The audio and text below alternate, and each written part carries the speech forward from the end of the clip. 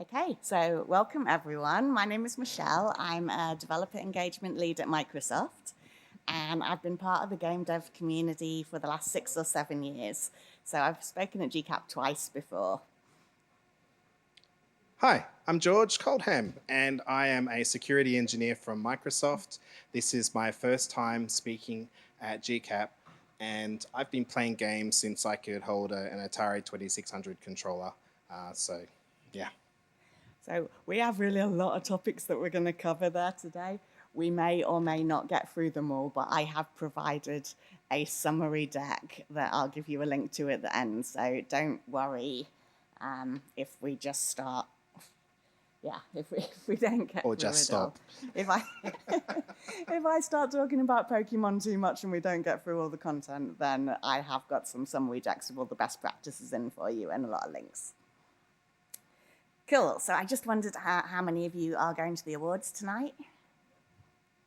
Awesome. And have you played all of the games that are in the finals? Just one has played all the games. Has anyone played one of the games that's in the finals? Oh, well, that's good. I was particularly sucked into that Cult of the Lamb thing. Have you tried that? Because I was thinking as we were preparing this presentation that starting your own cult is actually a lot of the strategies involved in starting your own cult would work for starting your own LiveOps studio as well. So if you don't get everything that we say in this presentation, watch that trailer. There is like a trailer on how to start your own cult, and then you will successfully be able to do LiveOps as a studio. It's fine. Okay, so we are going to talk about LiveOps today. If you're a studio that is already doing this, we are probably not going to be telling you anything you don't already know. But we will connect you to some great resources and some tools at the end and give you some best practice information. If you are new to the concept, though, and you were perhaps inspired by the Lessons from the Trenches session earlier in the week and want to know more about what it's all about and how to get started, then we hope we will give you that. So LiveOps is a journey. It's not a product. It's not a platform. Yes, it's a methodology, just like DevOps or machine ops. LiveOps is a start to finish way of managing the life cycle of a game, including the actual game itself and the community, and how you build in the strategies in order to support the development and ongoing operations of that game. So there are sort of 3 components that would be part of that life cycle. So you have iterating your game after building the MVP, personalizing the player experience, and managing the community.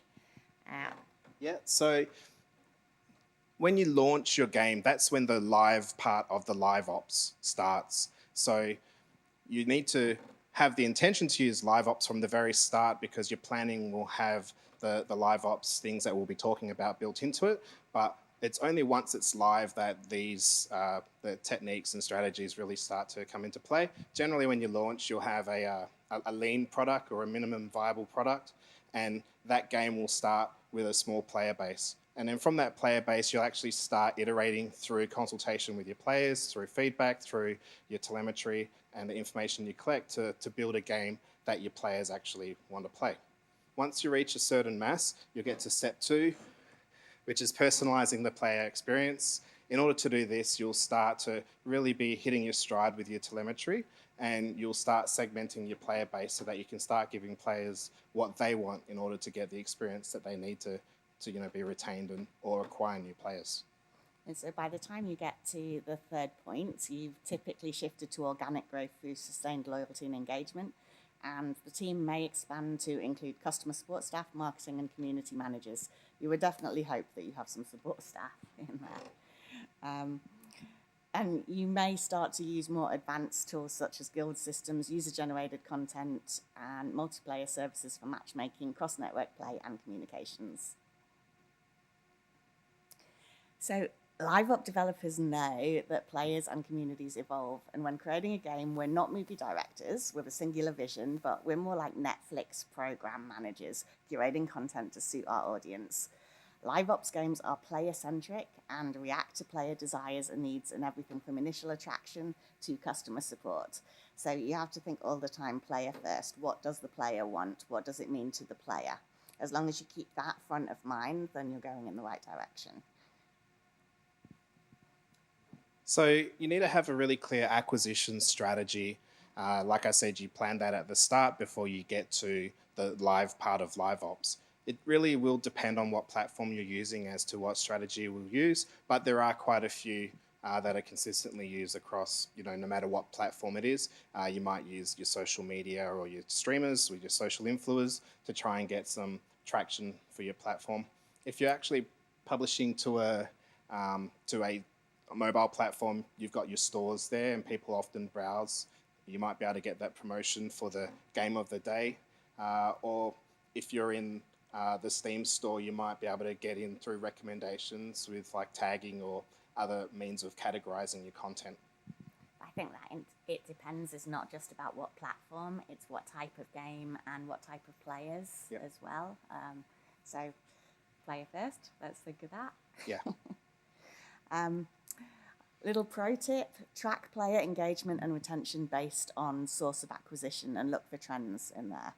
That'll help you see what's working, and if it's not working, you can try other strategies. So retention measures how many players return to your game, and it's one of the only data-supported ways to know if players are enjoying playing. So there's a few techniques that you can use to keep players coming back. Think about new content, think about stickiness based on progression and personalization, and strong communities providing social connection drive amazing retention. So the game itself needs to be fun, engaging, and allow for replayability. Which feels obvious. Yeah. But some games, I don't know, I played Firewatch and I played it once, start to finish in one sitting, so I was really engaged, but I wasn't retained. I also think that fear is a wonderful retention strategy. I don't know how many people have played Rust here, but the fear of having your base raided does make you go back just to check it out, even if you don't stay for long at that play session. And there's another flip side to that. We were talking to someone about Animal Crossing earlier in the week, and if you have abandoned your island for a little while, and then it's been overtaken by cockroaches and things, you might be ashamed to go back to the game because you don't like the state that it is now in. And the guilt that the residents give you. Hey, it's been 7 months and 3 days since you last visited the island. We're worried about you. I would not go back. I would never go back. We're in different player segments. Definitely. Engagement is a really important part of the strategy, especially once you've gone through the effort of acquiring a player. You need to have some means of understanding how you will then keep that player engaged. Because once they lose that engagement, they're not going to go say to all their mates, oh, yeah, that was the best game, but it was boring. Well, they probably will. And that's not what you want. So having a clear engagement strategy, which will have a really clear KPI that you would measure so that you can track whether or not your players are engaged, use that KPI as a means of testing whether or not the small changes you make increase or reduce engagement, and you keep iterating through that. So traditionally people would say in LiveOps the only thing worth tracking is engagement, but then the question is, how do you track that engagement? How do you measure that engagement? There are a lot of different metrics you could use for that, and depending on the type of game, the platform, the player, all of those things, different things might work. One way to figure out what you're doing there is to look at what other studios with similar games are doing and what they're measuring. But that doesn't necessarily mean it will work for your game, because of course you're bringing something special to market that isn't exactly the same as what they've got. So using that LiveOps, you want to iterate, you want to experiment, you want to change, you want to check, and just keep looking at the data to see what's working. Support? Having clear support channels is vitally important. I mean, LiveOps is all around giving the players what they want, maintaining really good relationships with your players because of the player centricity. I mean, if your players are helping dictate the future of your game, then if they don't have the ability to report to you when there's a problem, then you're probably not going to maintain those players. I appreciate that, if you're a solo developer thinking I'm just going to create a side hustle and build a game, providing that level of support might be quite challenging. So, don't think support has to always be directly given by yourself. If you've got a community around your game, that community will probably help support itself so long as you encourage or empower them. Even if you don't, they probably will. But it's an opportunity for you to engage with your community to help them support each other. Other ways, you can use like a Discord, and you could just hang out in the Discord and have a support text channel. People can go and post, or you can use Reddit. I remember watching the lessons from the trenches. They said that Reddit was a better support channel or indicator of a problem than the internal support channel for Call of Duty. It was 2 minutes quicker. And that's a massive game with a huge budget, and still a social, self-supported method was a better tell for them. Yeah, for Microsoft, our community forums are huge sources of support, and there are Microsoft people in those forums answering questions and providing feedback, but it's mostly super users from outside of Microsoft that are answering that stuff, and it's really, and they can be much more expert than we are about our own products. Yeah, especially when you've had to live through the problem. I mean, I often don't have problems that other people do, but the other people come up with a workaround or a solution. So if they've got the ability to share that, I mean, how satisfying it is to actually be able to help someone not go through, the hours of struggle that you've had. So that's why having that community is really good. Yeah, I mean, but you are going to need a strong support team, and even if you are a small studio or just a couple of indie developers with a game you've created, you need 3 of you really if you're going to provide support, because you have to sleep and responding to problems as they occur with your game, especially after launch. It's key that there's really quick response. So yeah, work together as a team, I guess, and support each other, have each other's backs. So launching with LiveOps, we at the beginning I said the live part of LiveOps starts at launch, but LiveOps starts when you start designing your game.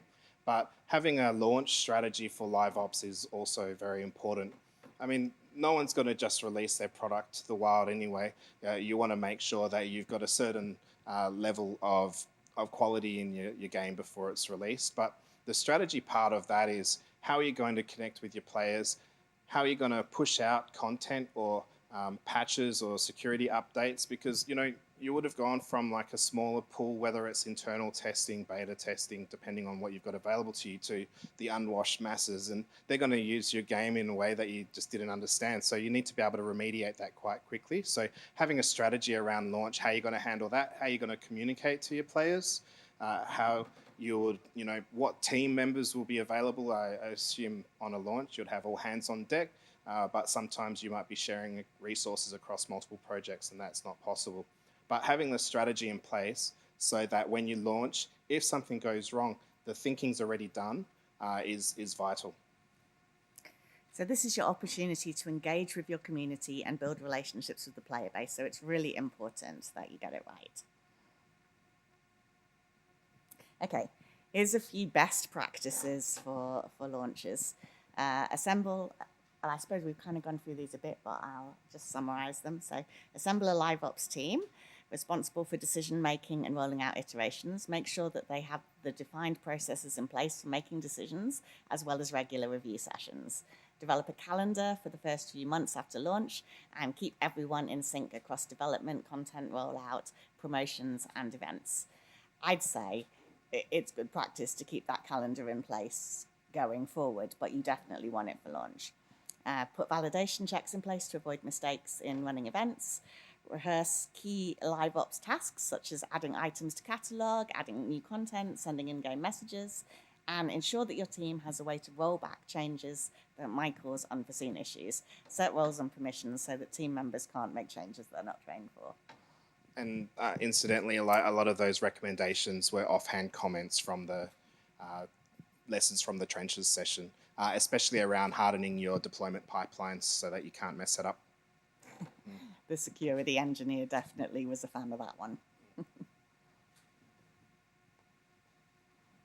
Updates. Game updates are super important, not only for additional content, but also you might have to just push out quality of life. Maybe you need to fix bugs. Maybe you need to update supporting packages. Maybe you need to push out a security update. So depending on the update, you'll have a different method of pushing it out, but having a strategy around updates, especially content updates, is important. Content updates could be quite big. If you're going through an app store or the Play Store on a mobile platform, you're likely to have to get a validation process, and that can be time consuming.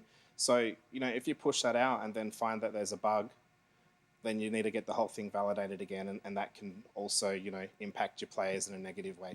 So I think having a strategy around your game updates, how you push them, and how you manage them, again, how you can roll back these updates is really important. So no matter the update strategy, managing player expectations and habits is essential to long-term success. Too much new content or in-game items may cause players to burn out or lose retention. If you segment your players and present new content based on their personas, this can help reduce unwanted updates.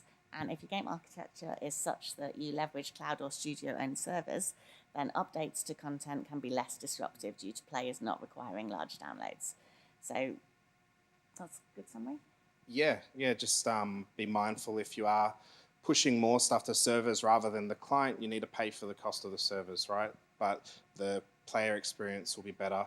And then you've also got your security considerations. You can control what sits on your server, and you can, harden the boundary and the way the data is accessed in and out. Once it goes to a player's device, you actually lose a lot of that control. So you need to have a really clear strategy as to what goes to the device and what goes to the server and how it communicates in between. Live events. Live events are fun because, you have your normal gameplay, and hopefully it's engaging and players keep coming back, but you still need to mix it up a little bit. So having a live event will mean you can push out some new content, whether it's because it's, something that you want to just mix up the game, or it could be an opportunity to test a new feature or a new mechanism under the guise of an event. I do remember in Guild Wars, they would have a lot of events, and they would have different game modes through the events, and sometimes those game modes came back and sometimes they were never seen again.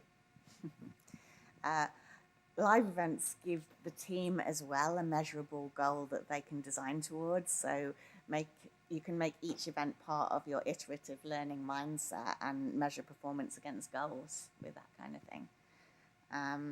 The limited time period around them gives each event a sense of urgency and uniqueness. Engaging themes and content draw attention to the gameplay updates and options that players may not know about. You said that. Yeah. I guess when I think of live events, I think of our Pokemon Go days. We go every year to Kings Park. We're from Perth, and it's a big park in Perth, and we go there every year for a big Pokemon event.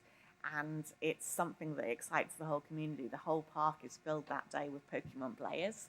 Everyone, well, no, some people, like I have a hat, you can dress up, and we make a lot of in-game purchases during that time. There's a lot of stuff that they test out during those live events. Yeah, they have new different mechanics. things each hour. Yeah. You can have a lot of fun with those events that bring people together in the real world outside of your game. And I'm not embarrassed that I'm still playing Pokemon years onwards. You need to be careful with the frequency of your live events. So when we play the Pokemon Go Festival, I reckon I spend upwards of $50 leading up to it because, I'll pay for the ticket, which might be nearly 20, and then I'll get like boosts or additional storage or whatnot. So, if you can get $50 is too much, George. If you can get people to come in and play the game and spend whatever Michelle considers reasonable, then you'll get a boost. And, the game actually comes in and you have like a huge influx of players. So it could be tempting to we can do an exciting event every month. But the statistics show that if you have a live event, you will get a boost, but then afterwards you actually get a drop. And if you have it too often, you'll get player fatigue. Like some people just like playing the normal game, and having an event could actually disrupt that normal gameplay, maybe because of the additional population or because the mechanic changes for that event. So if you do have your event, you need to test with your players to understand what that frequency of the event is and how often or not often you run it so that you can keep your population growing without losing too many from that fatigue. I think they'll get upset because in those special days you have access to get special Pokemon that someone might have had as a rare Pokemon before that, and now suddenly it's not rare anymore. Everyone's got them, and they've all got them in shiny form. That's very sad. It is, but I mean, like in other games, you can also get like skins or whatnot that are only from that. And if you're an early player and you played one of the first events and you get a skin, you can lord that over everyone for years, especially someone who came later. So there's a lot of value in having the right events and incentivizing people to play, especially if they can pull that through. Well, I said George and I are definitely in different market segments. I do not spend $50 in the game on those days, but I do willingly spend a lot more money than I would normally spend coming up to those days. And those are things to be aware of when you're looking at the segments of your players. It's totally fine that he's, spending excessive money on Pokemon storage. People are willing to pay for different things, and they enjoy different aspects of the game. And if you have data that is monitoring that, then it will help you. It will help you get more satisfaction from your players. So events often have a fiction that masks the actual changes associated with the event. So the changes themselves can be simple, such as a higher drop rate or a rare item or a new item bundle for sale. However, the fiction of the event might be something dramatic, like a Midsummer Night's Scream, with an equally thematic description. This helps make the update feel distinct, and it gives the community a shared history to enjoy. The community's ability to look back fondly on events or moments in the game's history is as important as the content of the events themselves. When I started playing Ark, it was the Christmas event. I didn't know anything about the game because my friend said, let's play, so we played. And when it's Christmas, it snows. And when you're a noob in the game, you're wearing a loincloth. And as soon as you spawn in, you start freezing. So it's actually quite difficult when you don't know what you're doing to stay alive. And when you're freezing, it's even more difficult. So that created quite a challenging situation to go in. I mean, I've played a few games, but the other two I was playing with, they've played a lot of games. So we quickly worked out mechanics to stay alive. But that had us hooked because it was so fun. It was really challenging, but it was fun. So, I ended up playing about 1,000 hours of that game. Without that first mechanic, I possibly wouldn't have. You need to have maybe authentic reasons to make changes. So it makes sense to snow at Christmas. And yeah, it was fun. It makes sense in America to snow at Christmas. Yeah, when George was telling me this story, I was just like, this is unbelievable to me. Nothing sounds worse than you are standing there freezing, naked and hungry, and you are dying multiple times in order to, and then you're spending 1,000 hours in a game. It was over a year. But I mean, you just eat berries. Yeah, I think I would be more attracted by a game where I'm just constantly eating and napping.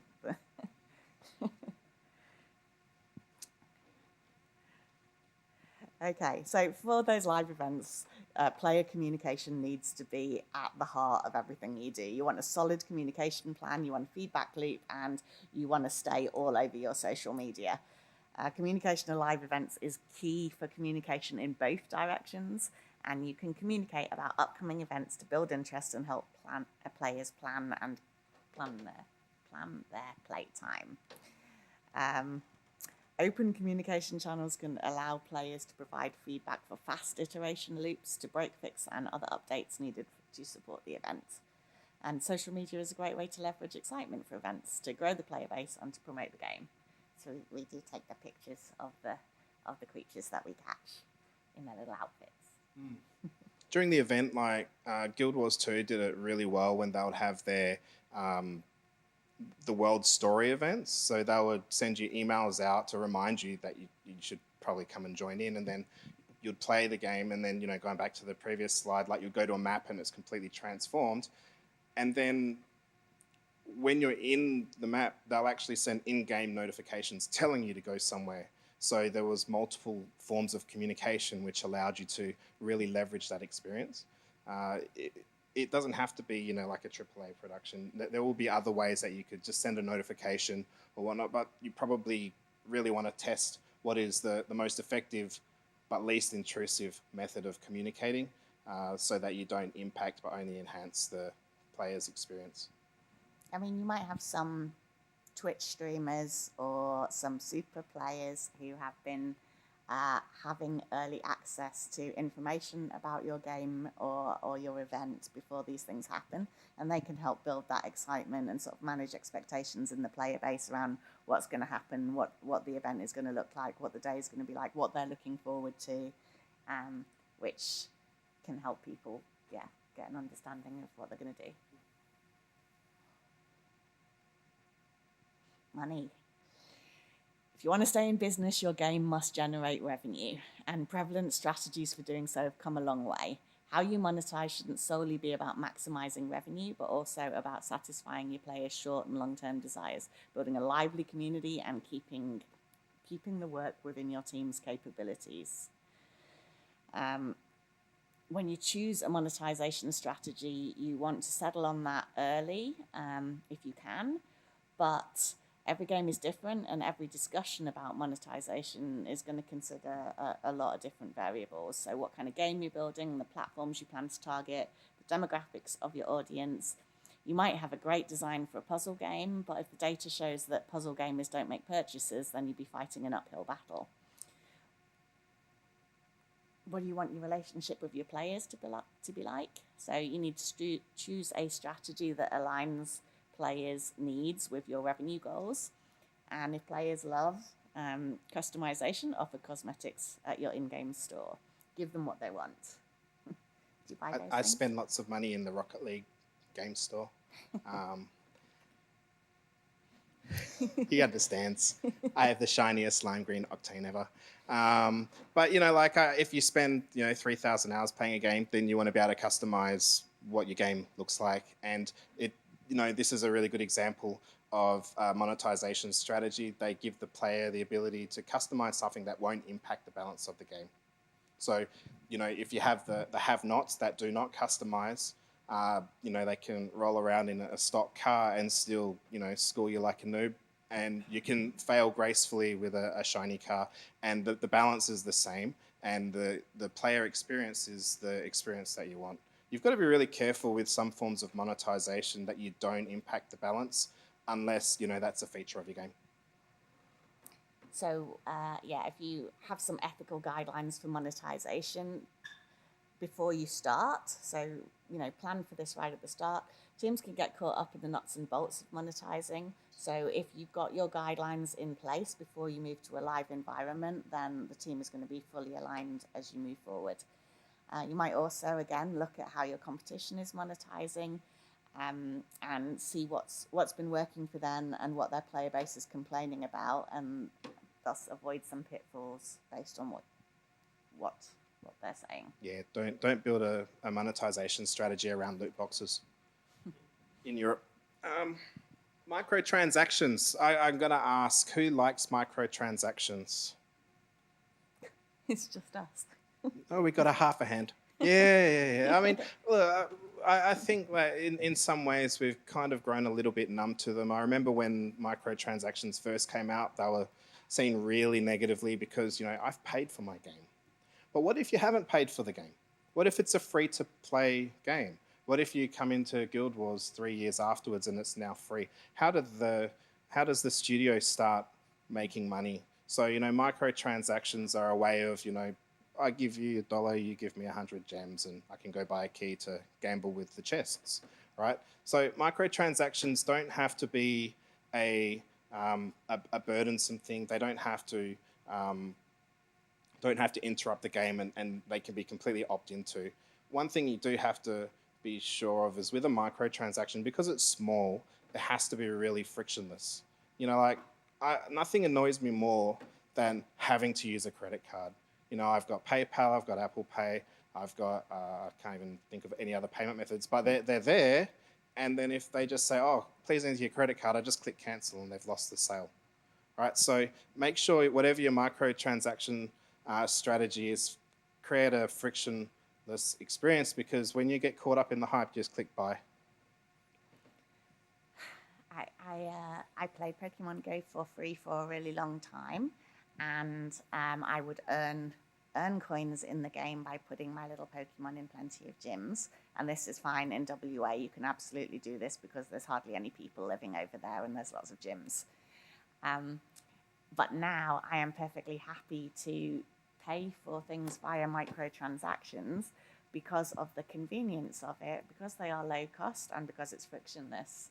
And so I will often buy, if I'm invited to a raid by someone in North America or in Europe, and I have an option to, get a different creature as a result of that region, I will absolutely buy those remote raid passes right there and then.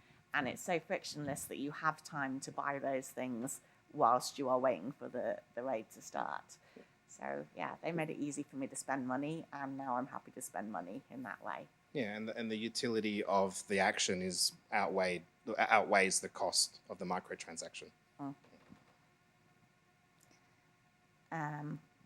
For conversion, we won't talk about frictionless as well. Conversion is interesting because you go through and acquire players, especially if you've got a free-to-play model. You'll put in effort to try and get people to trade their time, which is sometimes harder to trade than money. But you also need to find a way to earn money, and it might be that you'd have a more premium experience. So you need to convert that free player to a paid player. So having a strategy around how you would convert from free to paid is important. If you wanted to do that on the fly, it probably wouldn't be a good experience. But if you do it at the beginning, then you can build it into the game. A lot of games, I think World of Warcraft, for instance, lets you play the first 20 levels or something for free. I didn't really get into it, so I only got to about level 10. But so you can try before you buy. But that's a really good conversion strategy. Guild Wars 2 went free to play, but you still have to pay for the expansions. So that's another conversion opportunity. As long as whatever you do, it doesn't impact the player or the general player base negatively. I mean, I don't know how I felt. I can't remember when Guild Wars 2 went free to play, but I know that I had so much fun. Up to that point, it didn't matter because I got the value. Yeah, and again, it's another thing that you look at what other studios, other gamers are doing and what's working well for them and what their communities are saying about what they hate around that. And you can avoid a lot of the pitfalls by just seeing what other people are doing and trying to adapt that. But it might not work with your game, but iterate on that. That's the whole point of LiveOps. Test something, experiment something, see what works, and if it doesn't work, change it. Yeah, your data segmentation is really important there because you can test and different players will have different tolerances for different things. And if you have one strategy for all players, it probably wouldn't work anywhere near and you wouldn't have that same level of effectiveness. And, that strategy might just be how you advertise to them, right? You might have different channels of advertising for your different segments of your player base. And with your, data collection based on your telemetry or based on either sentiment, you'd probably be able to understand sentiment just by doing sentiment analysis on the chat in World. If it was a live game like that, you would then be able to make your decisions. LiveOps is player-centric, but it's also heavy on the data analytics to make sure that you're giving the players what they want. We were talking about advertising. We both agree that when you play a mobile game and you pass a level and you get an ad, it's kind of shit. And I'm sorry if you've got a game that does that, but it is not a great user experience. I was arguing, though, that it might be the way that a game could be viable.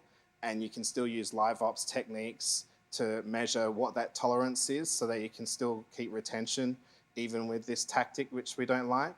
And Michelle's view is that, no, that is not LiveOps, it's pure hell.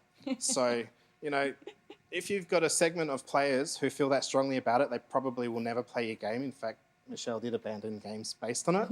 Whereas when I'm on planes and I don't have Wi-Fi, the videos don't play. So then I get to play the game. I'm laughing because we were practicing this morning and we argued for about half an hour on this slide, which we cannot do that now. But yeah, what I like about advertising is that there are many more creative ways to advertise now than there were in the past. You don't have to resort to that kind of trash, which will alienate your player base, and nobody watches those ads anyway. They go away and, you know, have a cup of tea or whatever while it's happening. And I think the heart of LiveOps is that you are iterating on what works and what doesn't work. You scrap that and you put something else in. George was arguing for, I guess, micro iterations. So around, you could have that video playing for less time than it normally plays, or maybe there is a way to skip it or whatever. Or a different video. Yeah, but no. No, I don't know, if you can, in your game, if the characters in the game are in a bar drinking, you know, Stella Artois or Heineken or something like that, that it might make me, I mean, it wouldn't make me want to drink those beers, but it might make me want to eat what they're eating, drink what they're drinking, wear what they're wearing. I think that's clever. Whereas the adverts is just such an old-fashioned way of going for it. So if you have a creative team and you have clever ways of putting stuff in game, I recommend that. But of course, LiveOps is about trying stuff, testing stuff, seeing what works. So if you know you can get a lot of revenue by those click-throughs, then fine. Yeah. When we were talking up here before, the idea came to me that if your player's wearing a certain wardrobe, that you can make that player print. You know, you can print on demand shirts or whatever. So you could buy from the game studio what's been designed as an asset for the game, and then wear it in real life. And you know, if you really like the game, then I know like many people who would do that. And that's like a form of your own type of advertising as well as revenue generation. So you don't have to, yeah. I would buy that, and I would pay extra to have it like in 2 days.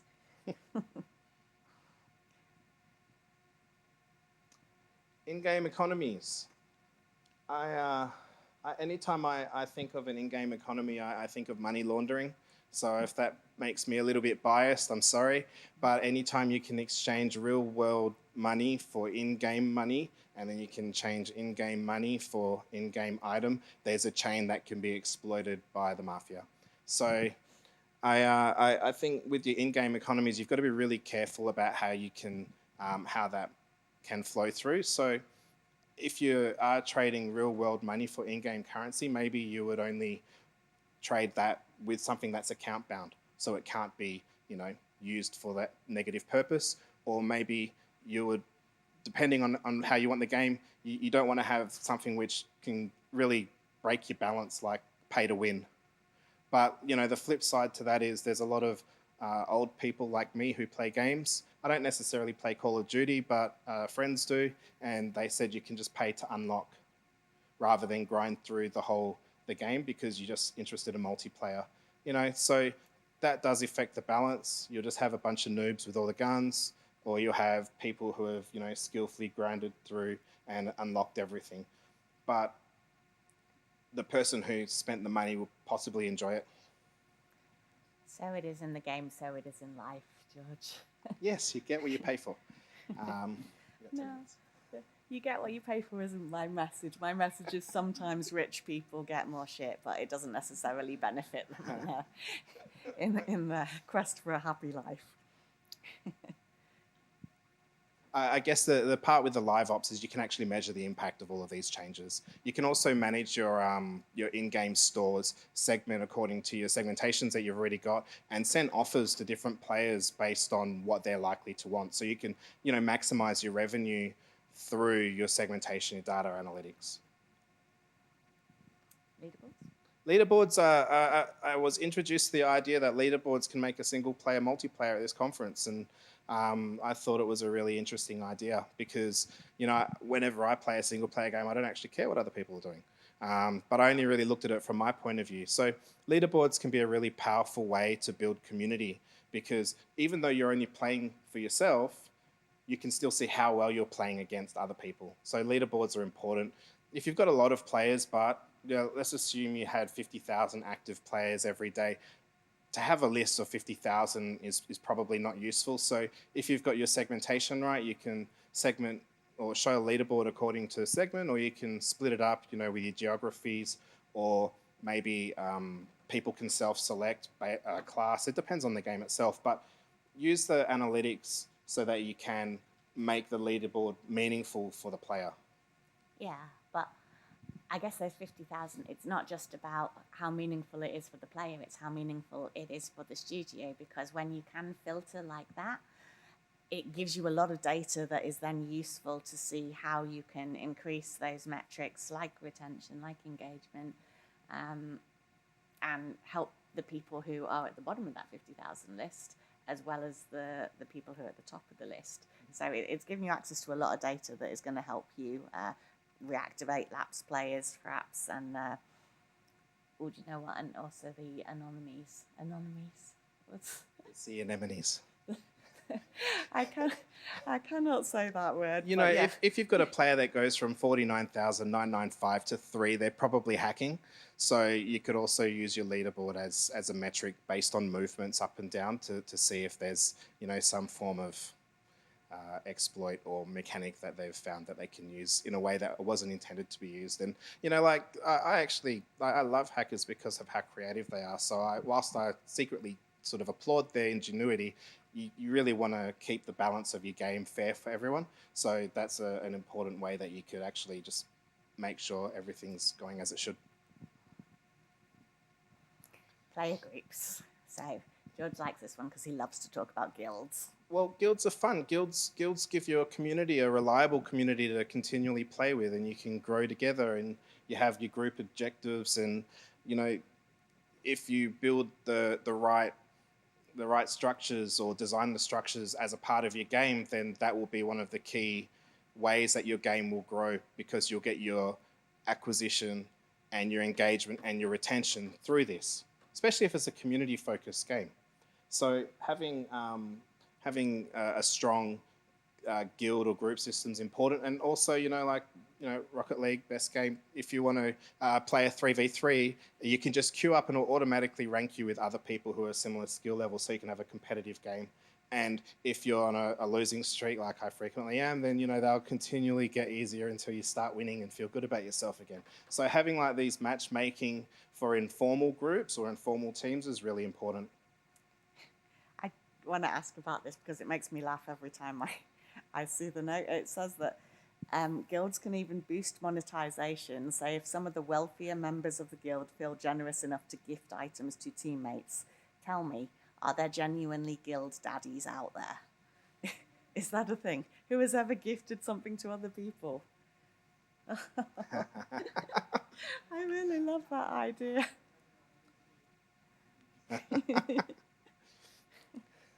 Awesome. Okay, communities. So, gaming communities can be some of the friendliest and the most inviting places in the world, but they can also be super unfriendly.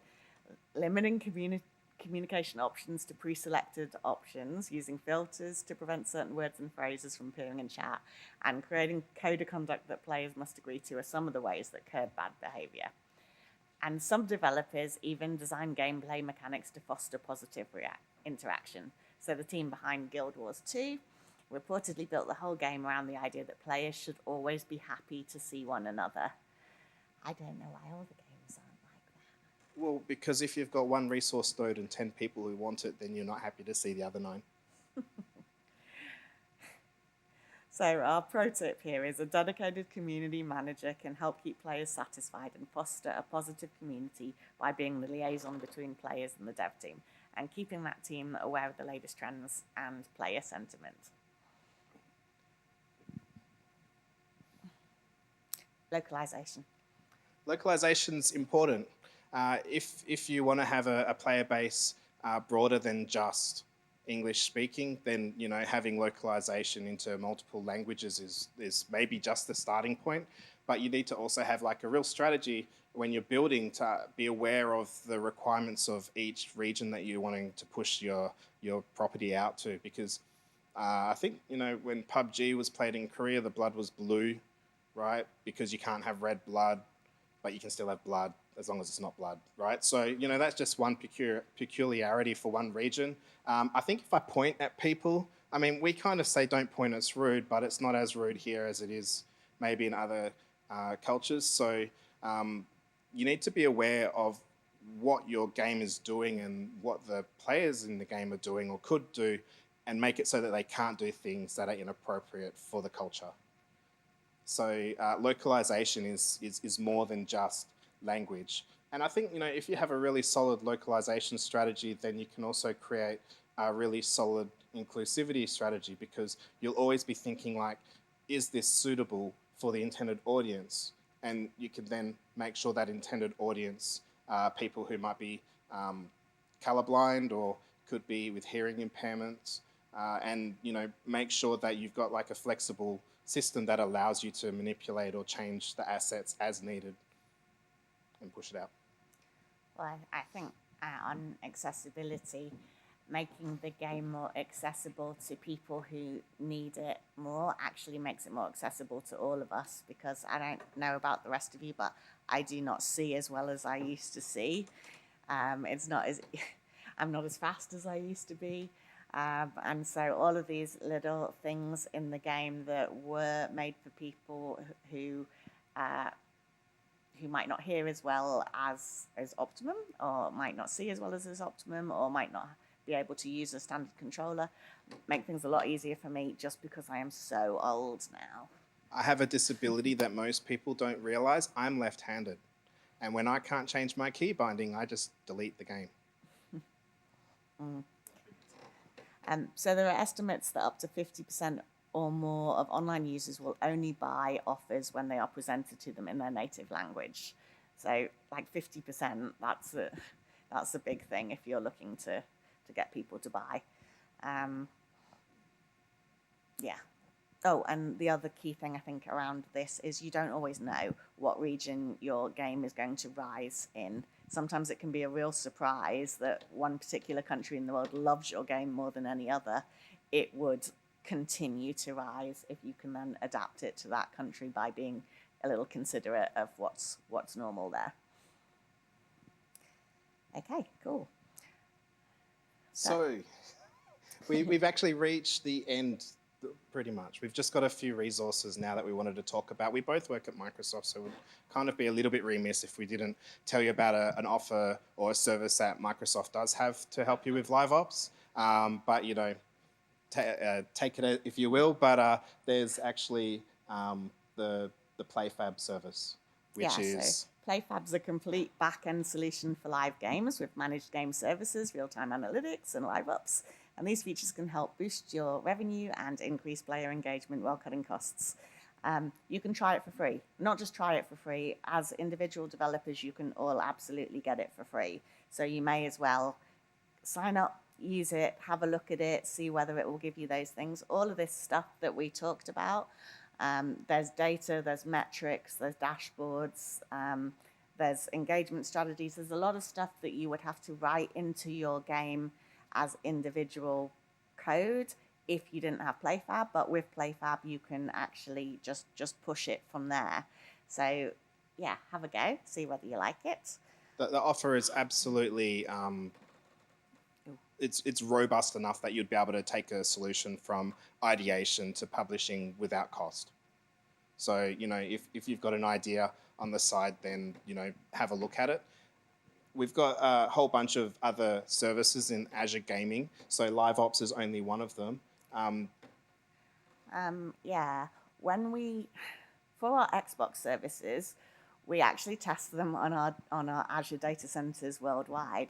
So when we launched Forza Horizons, 10 million simultaneous players were online and playing at the same time. And it really helps us with our enterprise customers because we have that scalability and redundancy and availability completely tested out by our gamers. So it's, yeah, gaming has really helped Microsoft to test for its more boring wings. Yeah, and the other services around are all, well, not all, but a lot of them are based on the enterprise products used globally. So when you use them in the game, it's like a really robust, stable, reliable, well-documented, well-supported system.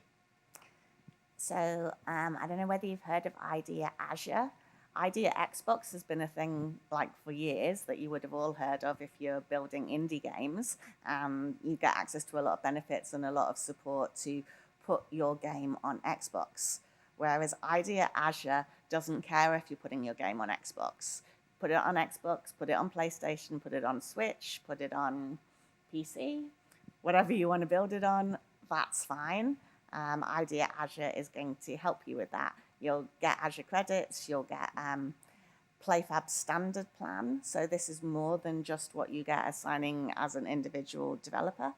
But the thing that I think is really amazing is the support. That Azure Rapid Response support is really the top tier, go direct to third line support, get it really fast. And of all the customers that I had in WA, none of them could afford that level of support. This was something that only like big multinational enterprise level customers were paying for. So that you can get it through IGEA Azure for free. I just think just for that you should sign up because it's amazing. Yeah, cool. So here are the resources. You can take a picture of this slide. But that top line that I've put up there in the resource row, that speaker deck has this resources slide, plus it has a bunch of slides with just all the best practices for each aspect of LiveOps in there. So yeah, go to there, get that, download it, and yeah, you'll have all the links and have all the stuff. And there we go. Thank you.